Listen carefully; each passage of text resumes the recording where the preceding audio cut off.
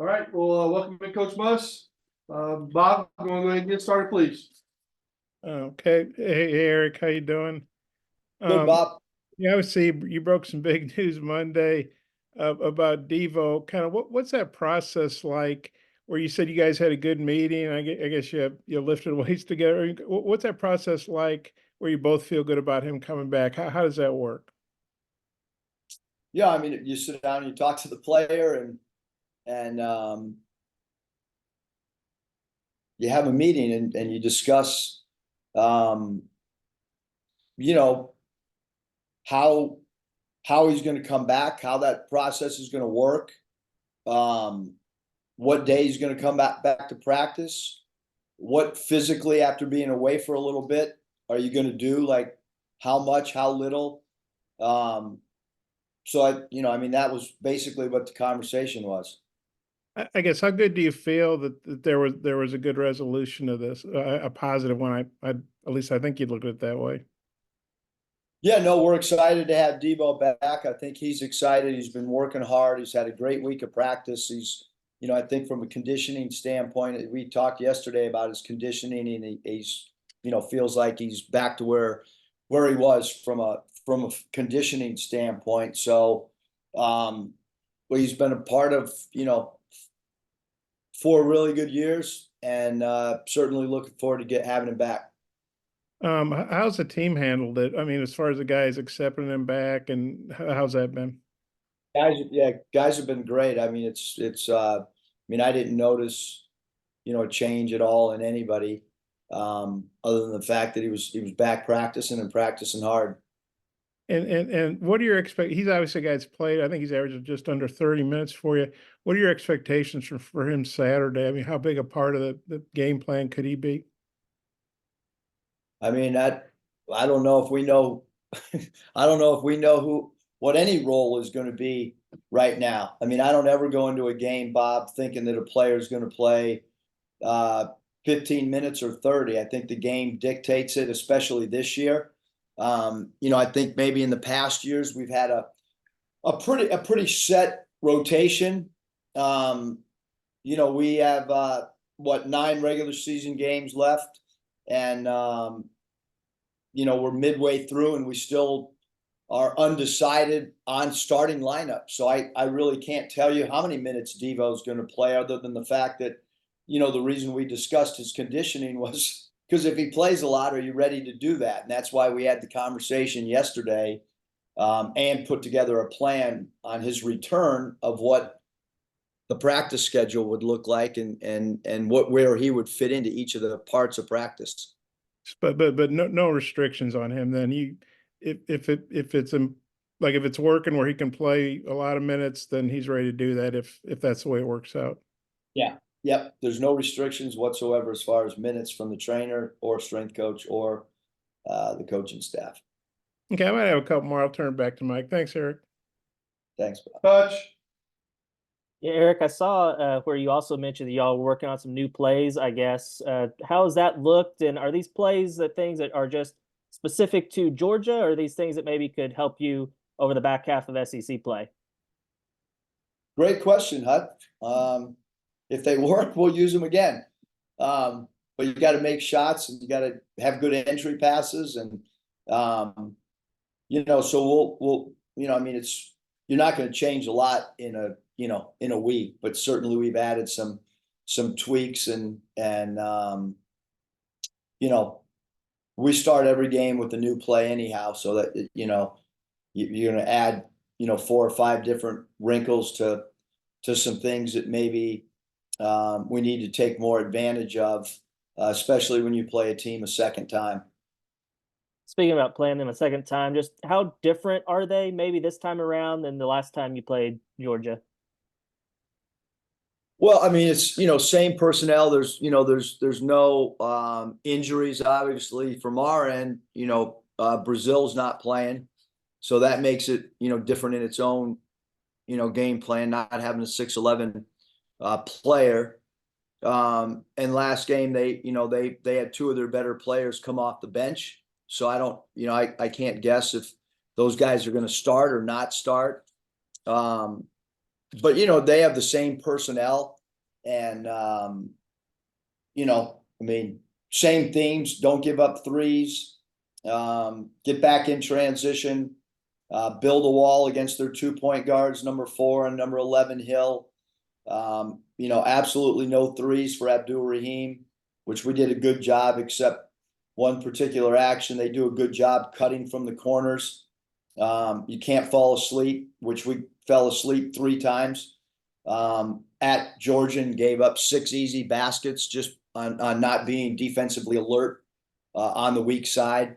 And Melendez is playing much better. I guess, Hutch, if there's one thing from the Georgia perspective that's a little bit different from the last time we played him, is Melendez has been one of the most improved players in the SEC once conference play started.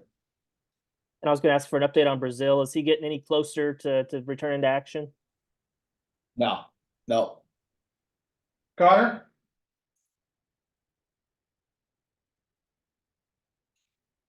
Hey, Coach, I know you just mentioned that Brazil's not getting any closer. Do you expect him to be back at all? Or what's that timetable look like? Yeah, I mean, I think that the timetable is up to the player, the trainer. Really, that's who it's up to. He's not comfortable moving laterally right now. I think from the doctor's perspective, it's really in the trainers and the strength coach and the players' hands. I think from a doctor wise right now, it just comes down to rehab and making it stronger, I guess, or making it more comfortable. Anthony? Pressed the wrong button. Sorry about that. Just kind of talking about Georgia, obviously held them below their 3-point average, last time you played them, and you've mentioned a couple of times how you guys have struggled guarding the 3. Can you just talk about how do you approach a game like this where you have had some marginal success against them, and how do you, I guess, kind of approach, trying to guard the 3 at this stage of the season? Well, certainly the way that we've addressed it over the last 4 or 5 days, is to emphasize it, and technique wise to, part of the thing is, why would you not contest the 3? It would be because you're concerned about getting beat off the dribble. I think that's any player at any level is when you hard close out, you are susceptible to get beat off the bounce. We've added some new closeout drills. I don't know if those will help or not, but in search to try to continue to improve and get better as the season progresses, we have added some closeout drills because it's vital to us to get better at defending the 3. And so, we're not as long as we have been in the past. That's good. We've learned as a staff, roster building. The length that we've had, it's been really important for us defending the 3. Even though that year 1, we were really small at the center spot with Adrio at 6'6". But that group was pretty long, 1 through 5. Jackson? Hey, Eric. Are there times with the 3-point defending where maybe you guys are helping too much or off spots you shouldn't, or is it just too much dribble drive and that's kind of the core of the 3-point issues?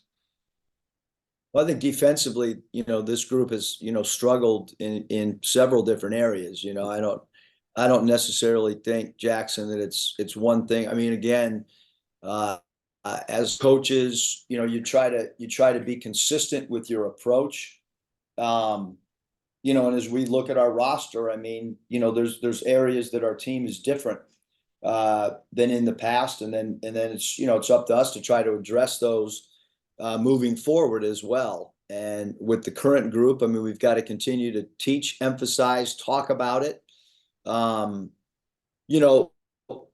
You just don't want a team to do catch and shoot 3s. I mean, you got to floor the ball when it's, who are the guys on Georgia that we cannot give up open 3s? It's pretty simple. It's 0 Kane, It's number 3, Thomason, who can shoot him off the bounce. It's number 1, Abdul Rahim, and it's number 11, Hill.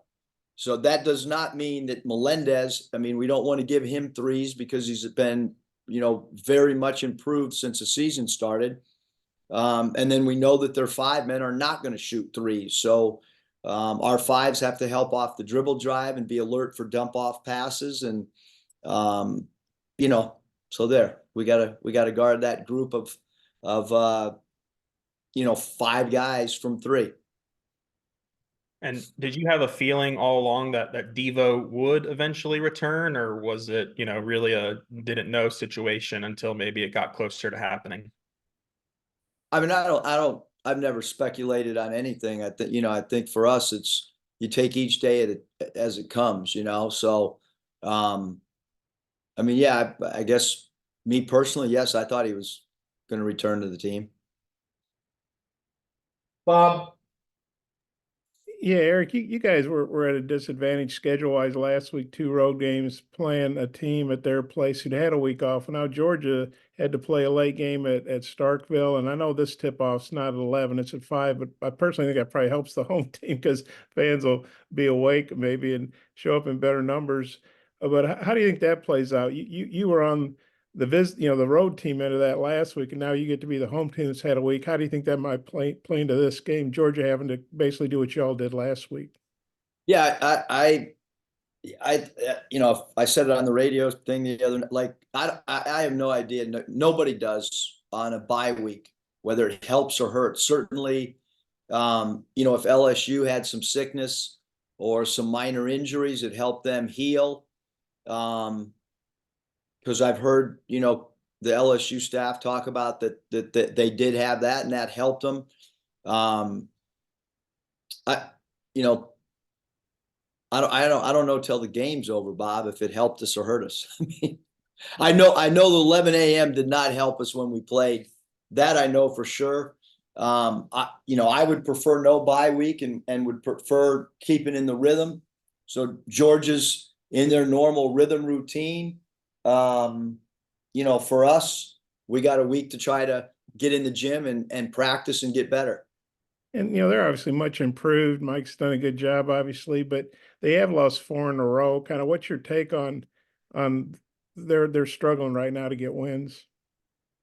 I think a lot of times in this league or any good league, it boils down to your schedule as well, who you play, when you play them, and then also injuries on your current team and then injuries on an opposing team. But I think Mike White's one of the best coaches in our league. I thought he did a great job at Florida. He's doing a great job here with Georgia.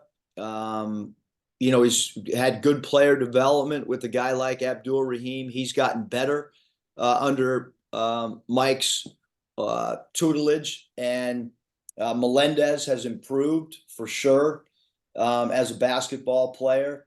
And then I think that their transfers have done a really good job. Thomason has elevated his game from a lower level as a transfer. So I think, have they lost some games in a row? Sure. Or do they have a good record? Yes. Are they potential bubble team? Yes. Can they be in the NCAA tournament? Yes. So I think this team is really, really well coached on both sides of the ball. And then having a week without a midweek game, did that help integrate Devo back into the rotation, back with the team? The fact you weren't having to get ready for a game Tuesday or Wednesday. Sure. I think if somebody was not with the team, and then I think that probably helped everybody. Yeah. Let's got one more. Obviously, we don't know how fans are going to react. What would be your hope, I guess, for, if Devo starts and gets introduced or when he gets up to the scores table to go in? Some fans I'm sure will cheer. There might be some boos. Yeah, I don't know. People are obviously react different ways. What would be your hope, or do you have a message for the fans, for how you hope they'll react to Devo's return?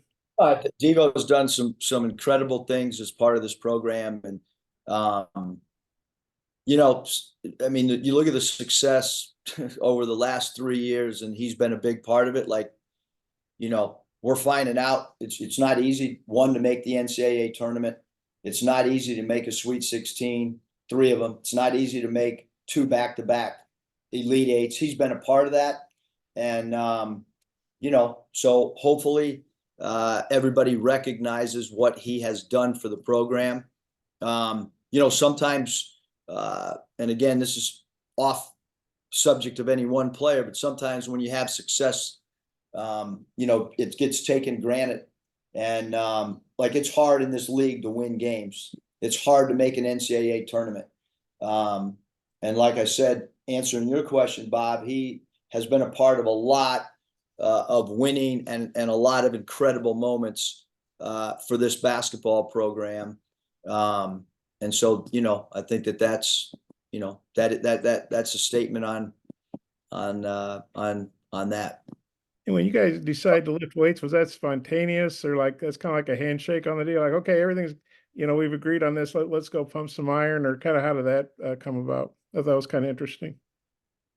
I mean, Bob, we had a meeting. You know what I mean? The 2 of us had a meeting. We met, and like I said, we're happy to have him back, and he's excited to be back playing for the Razorbacks. Yeah, but maybe didn't do it. I was just wondering how you guys ended up lifting weights together. Like, why was that? Why'd y'all do Well, I that? was already in the weight room, so Okay. and he walked in. Okay. I don't know if there's a story. Somebody will figure something out and make something up. I mean, there'll be some rumor about something, as there always is. But yeah, I was just in the weight room and he walked up. But who knows what, you know, where that goes or whatever. It's you know, it is what it is. Okay. Much. Thanks. Yeah, Eric, I have a little bit of a random question, but going back to the Missouri game, I think we all know that when you've got a sizable lead late in the second half, you like to take the air out of the ball a little bit, cut down the possessions and everything. I'm just curious, where did that philosophy come from? Is that something you picked up along the way? Is it something you read from another coach, or just where did that come from? A lot of winning that's followed it. I can't remember, but maybe one game that it's backfired. I mean, clock management in every sport's important. So, I mean, where did I learn? From basically every coach I've ever been around, from Chuck Daly to Mike Fratello to Doc Rivers. You know, unless you just feel like you have way more talent, and you know, and to be honest with you, Hutch, we've made a heck of a lot of comebacks when people haven't taken the air out of the ball, and that's pretty well documented, going all the way back to, and that's why we've won some NCAA tournament games, to be quite frank. And you can go back and do the history on, you know, teams that have continued to run with us when we've been behind and in a scramble situation. And I'm curious, I know like football coaches have like a chart that says, you know, when to go for it on 4th down or when to go for a 2-point conversion. Do you have something similar to that, like a certain time left and a certain lead, or is it kind of just all up in your head and you go with the flow? Well, I think yeah, we have a plan every game on stuff, but I think the game, Hutch, when you're up, I don't know if people on our team have foul trouble or people on their team have foul trouble. I don't know that, you know, like that's a kind of a general statement. I think every team is different. You know what I mean? You know, when we had the Martin twins, we knew we were going to create steals. You know what I mean? And so when you're down, you got a little bit different philosophy. You know, this year's team for us doesn't create steals. So we can't have the same philosophy for one team that has completely different characteristics than another team.